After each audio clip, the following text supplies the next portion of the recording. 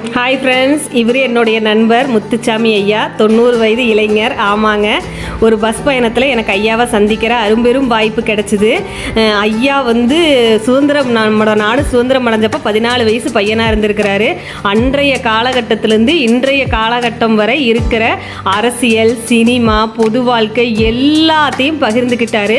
இந்த விஷயத்தெல்லாம் ஒன்று நம்ம புத்தகத்தில் படிச்சிருப்போம், இல்லை டிவியில் பார்த்துருப்போம், இல்லை யாரோ சொல்கிறது கேட்டிருப்போம். ஆனால் ஒரு உண்மையாக அதை பார்த்தவர், அதுலேயே இந்த வழக்கு வாழ்ந்தவர் வாயால் கேட்கும்போது எனக்கே அவ்வளோ ஒரு சந்தோஷமாக இருந்து அந்த 1 மணி நேரம் என் வாழ்க்கையில் கிடச்ச ஒரு மிக பெரும் பாக்கியமாக நினைக்கிறேன்.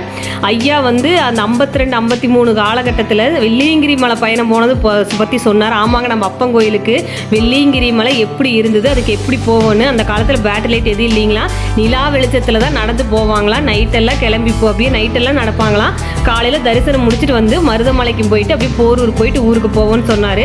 ஐயா காங்கேயம் அந்த சுற்று வட்டாரத்தை சேர்ந்தவர், காளமாடு வச்சிருக்கிறாரு. நம்மளோட விவசாயி ஐயா. ஐயோ, எனக்கு அவ்வளோ ஒரு பெருமையாக இருந்தது. மாடுகளை பற்றி, நாட்டு மாடுகளை பற்றி, சினிமாவை பற்றி, அரசியலை பற்றி. அப்போ ஐயா அவ்வளோ விஷயம் பகிர்ந்துக்கிட்டாருங்க. எனக்கு தெரியாத விஷயமெல்லாம் ஐயா மூலம் நிறைய தெரிஞ்சுக்கிட்டேன். அந்த சினிமா கதையமைப்பு என்ன ஒரு விளக்கம் கொடுக்குறாரு. அப்புறம் இன்றைய சூழ்நிலை, இன்றைய அரசியல் எல்லாத்த பற்றியும் விவரிச்சார். அவருடைய பேச்சு, அவருடைய அந்த ஒரு நல்ல ஒரு மனசு, உண்மையிலேயே இந்த காலத்து மனுஷங்க நாமளும் அவர்கிட்ட இருந்து கற்றுக்கணும்.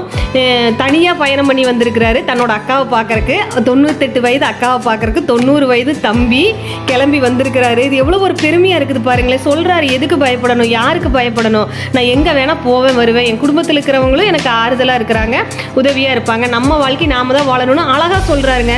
நாமெல்லாம் பயப்படுவோம், ஐயோ இருட்டு பகல் அதெல்லாம் எதுவும் கிடையாது அப்படின்னு. எல்லா பக்கத்தை அவர் போன கதை, அவர் ட்ராவல் பண்ண கதை எல்லாம் கேட்டு எனக்கு அவ்வளோ ஒரு ஹாப்பியாக, எனக்கு ஒரு கான்ஃபிடென்ட்டே வந்துருச்சுங்க. ஐயாவை பார்த்து ஐயாவோட பேசுனதில் நம்ம எதுக்கும் யாருக்கும் பயப்பட தேவையில்லை, நம்ம வாழ்க்கைங்கிறது நம்ம கையில் தான் இருக்குது அப்படின்னு. அப்புறம் ஆத்தா இறந்துட்டாங்கிற எனக்கு கஷ்டமாக இருந்தது.